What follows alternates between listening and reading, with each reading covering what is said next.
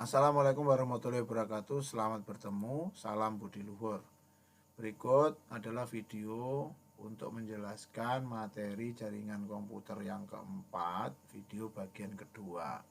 Di video bagian pertama saya sudah membahas beberapa hal, yaitu tentang IP subnetting, di mana di bagian pertama kita baru membahas sampai dengan slide halaman 7.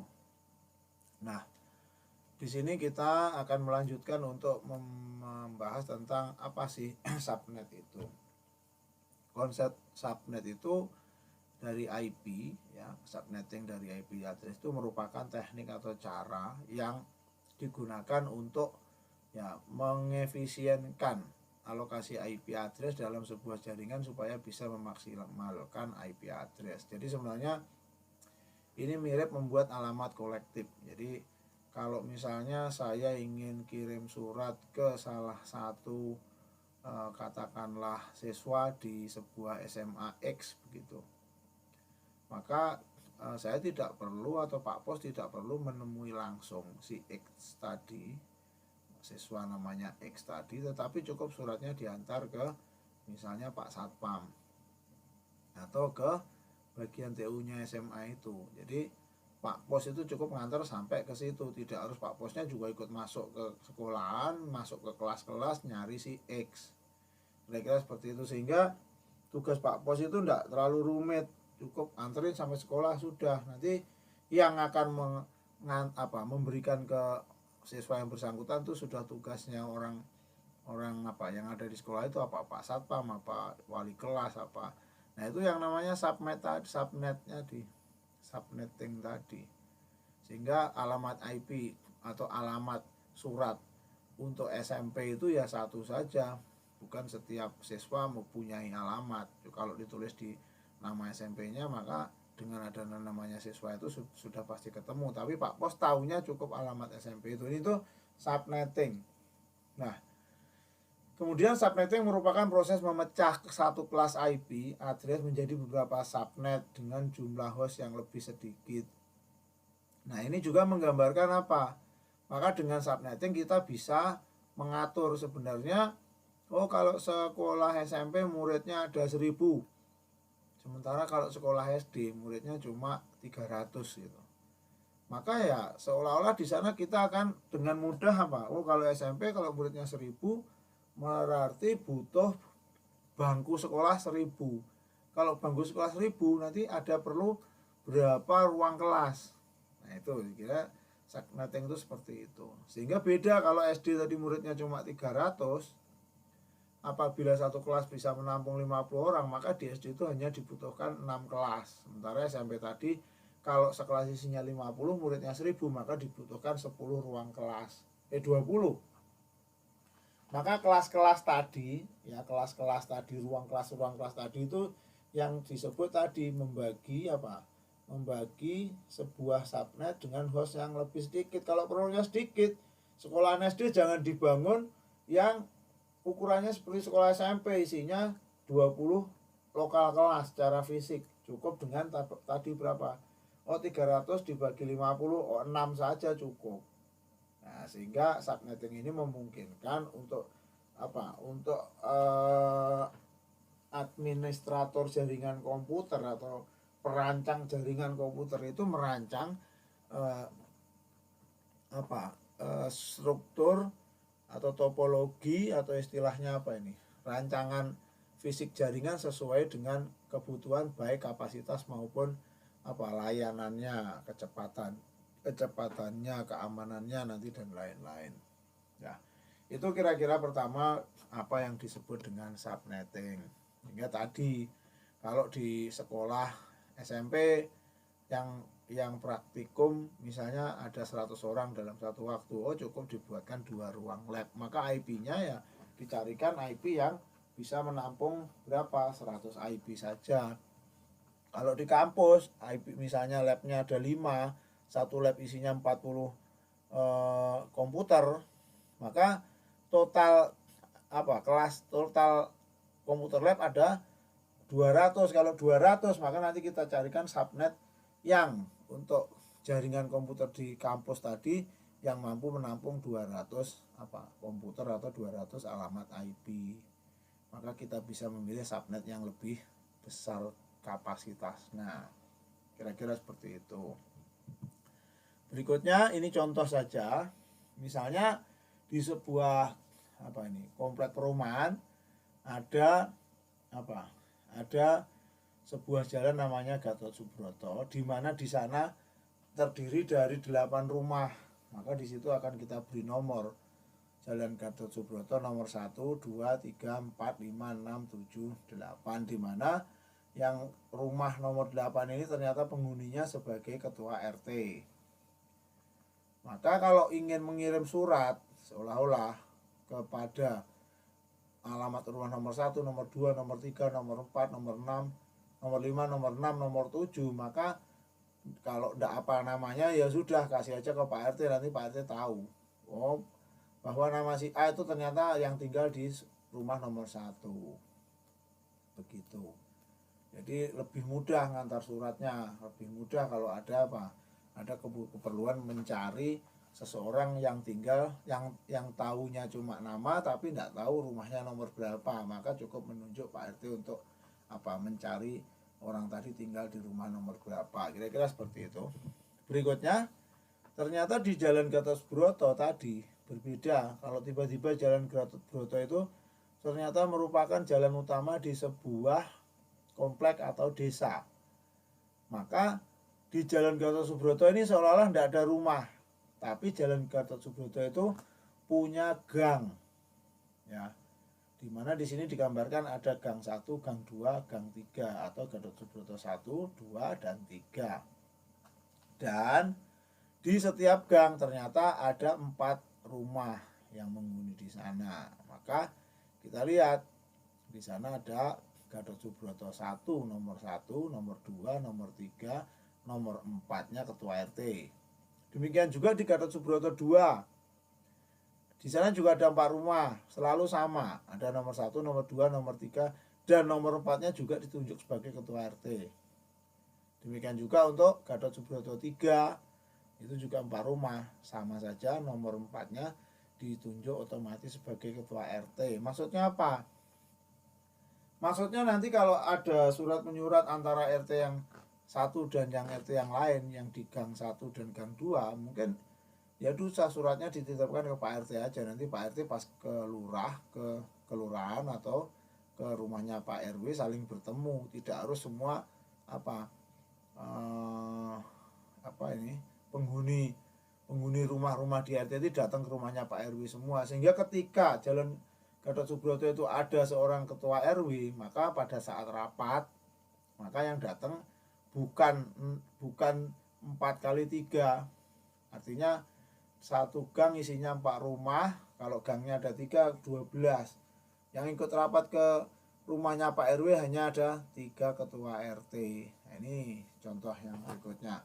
Apabila berkembang bagaimana jadinya ini, ya.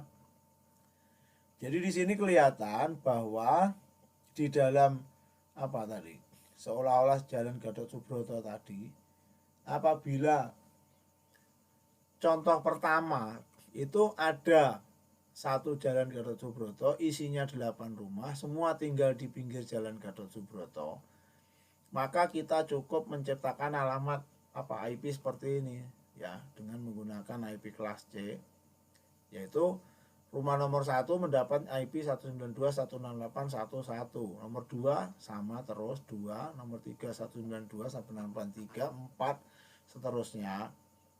maka Pak RT yang tugasnya bisa ya dititipi surat oleh Pak Pos, dititipi pengumuman oleh Pak Lurah supaya disampaikan ke semua warganya, maka Pak RT itu diberi alamat IP kelas C dengan segmen 192.1681 tadi, dari mulai nomor 1 itu 1, nomor 7 itu 7. Pak RT bukan dikasih alamat yang nomor 8 tetapi dikasih alamat yang nomor 255. Kenapa? Karena Pak RT tugasnya tadi menyampaikan pesan dari Pak Lurah untuk semua warga. Atau sama, kalau Pak semua warga ingin menyampaikan pesan ke Pak Lurah, tidak usah datang masa sendiri-sendiri sebanyak 8 orang, cukup rapat ke Pak RT, sepakat minta tolong Pak RT datang ke Pak Lurah menyampaikan pesan itu. Maksudnya seperti itu ya, broadcast itu kira-kira seperti itu. Nah, apabila berkembang tadi Gatot Subroto itu ada 1, 2, 3, Anda perhatikan di sini, maka yang terjadi adalah di gang 1 ya, di gang 1 ini kalau kita lihat gang 1 itu menggunakan IP 192.168 ya. Terus 1, kemudian mulai dari berapa ini? 17, 18, kemudian 19, dan yang dianggap ketua RT diberi nomor 31. Kenapa? Karena dianggap sebagai subnet yang pertama. Maka berikutnya di gang 2, maka alamat yang digunakan rumah nomor pertama itu di atasnya 31, tapi diberi jeda 1, harusnya 32, maka di sini 33, 34, 35, dan terakhir 47 Pak RT-nya tadi. Kenapa? Karena ada kemungkinan di jalan di gang 2 ini nanti takutnya ada apa? Ada penghuni baru.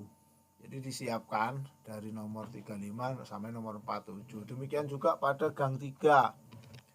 Di sini disebutkan subnetnya mulai dari 48 ya, 48. Jadi yang dipakai adalah nomor pertama adalah 49, nomor 50, nomor 51, dan nomor terakhir adalah 64 sebagai Pak RT atau tadi yang menyampaikan pesan untuk semua orang atau broadcast tadi.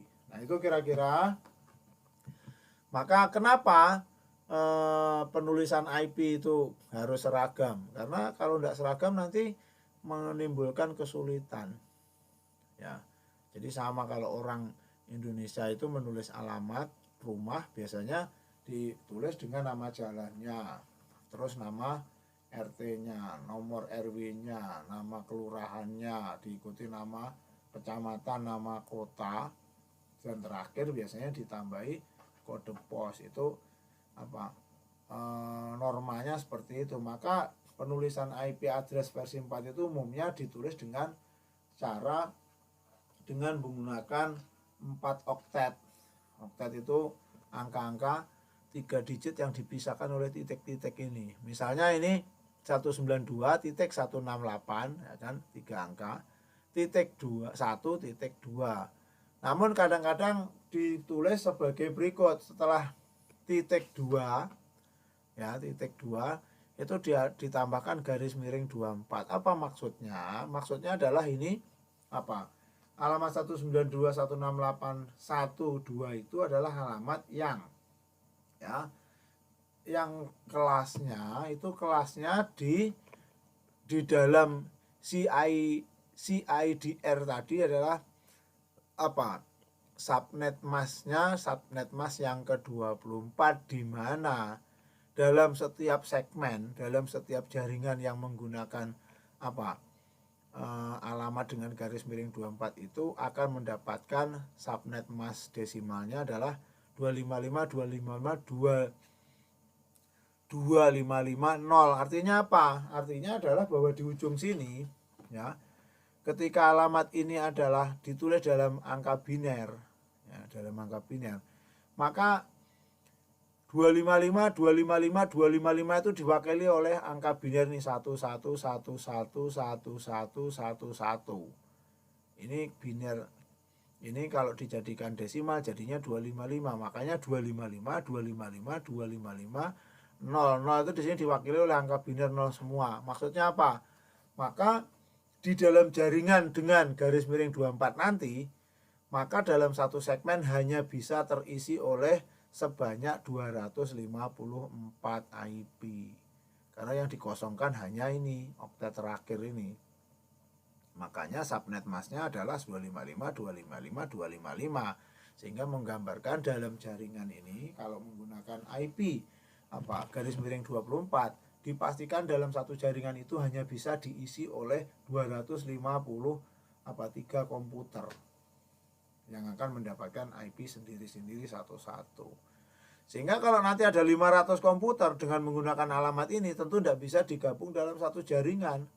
Harus digabung menjadi setidaknya 2 atau 3 jaringan. Karena satu jaringan LAN dengan metode alamat ini hanya menampung 253 IP. Karena yang 254 biasanya dijadikan ketua RT tadi atau broadcast tadi.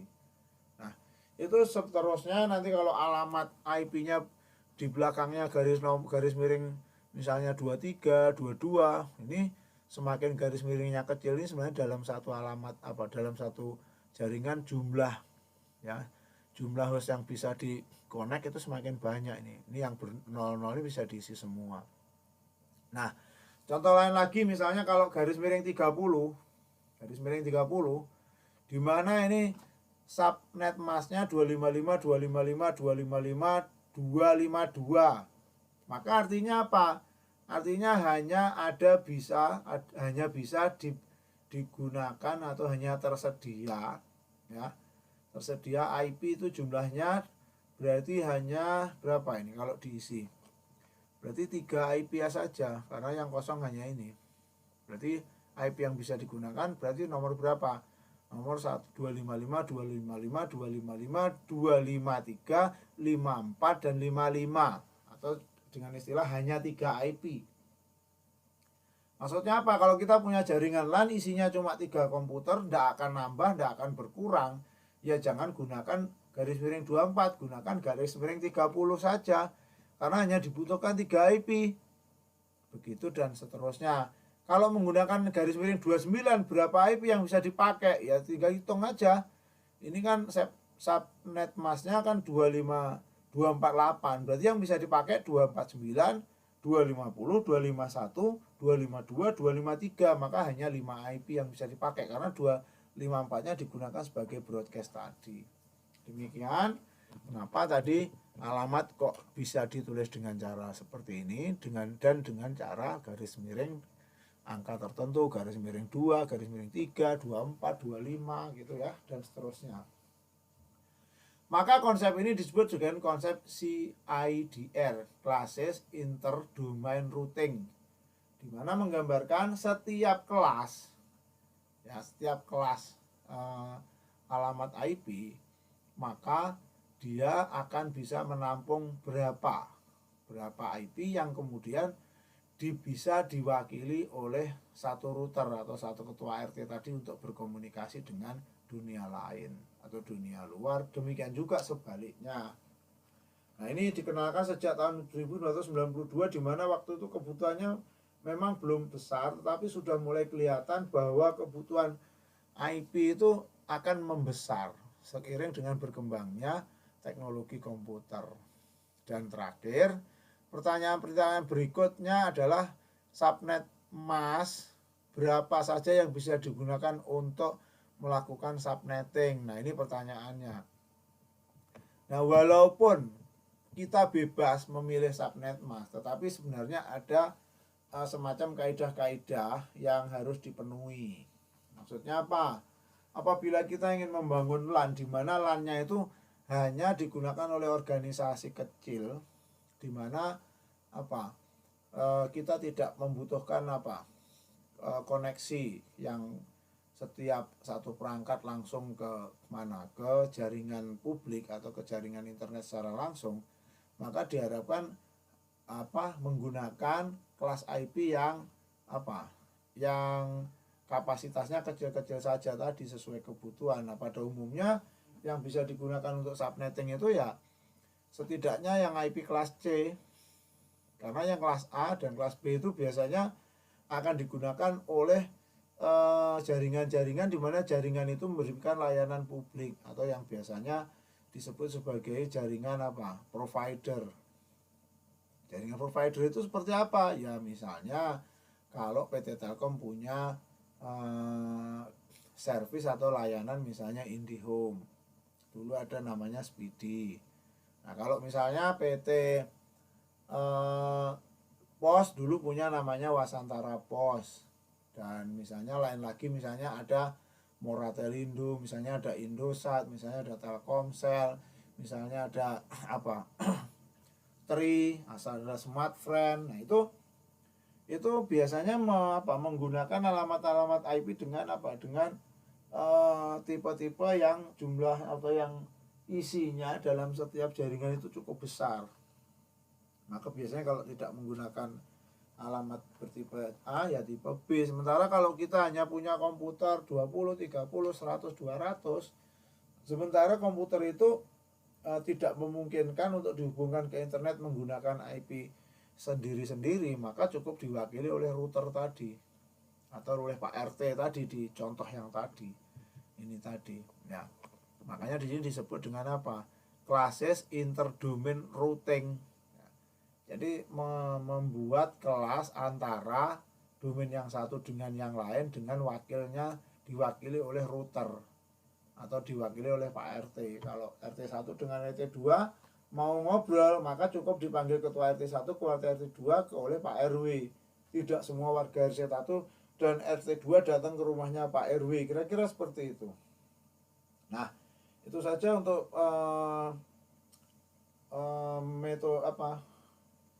penjelasan materi keempat pertemuan ketiga perkuliahan jaringan komputer, dan silahkan nanti diperkaya dengan browsing ya, dan nanti akan ada video khusus yang harus digunakan sebagai praktikum. Perlu dijelaskan, nanti kita akan menjelaskan tentang bagaimana praktikum kita virtual menggunakan software namanya Cisco Packet Tracer.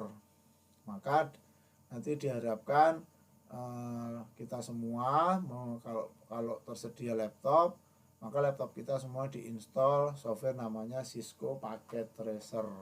Nah, untuk video untuk praktikum nanti akan saya jelaskan ke video terpisah karena mengingat waktunya satu video itu maksimal 15 menit. Nah, untuk hari ini, untuk kali ini video penjelasan materi keempat bagian kedua saya akhiri sampai di sini. Silahkan diperkaya pengetahuannya baik dengan baca buku atau dengan mencari sumber informasi dari internet. Demikian, terima kasih sebelumnya, semoga bermanfaat dan sampai bertemu pada video materi berikutnya. Dan akhirnya saya ucapkan wassalamualaikum warahmatullahi wabarakatuh dan salam budi luhur.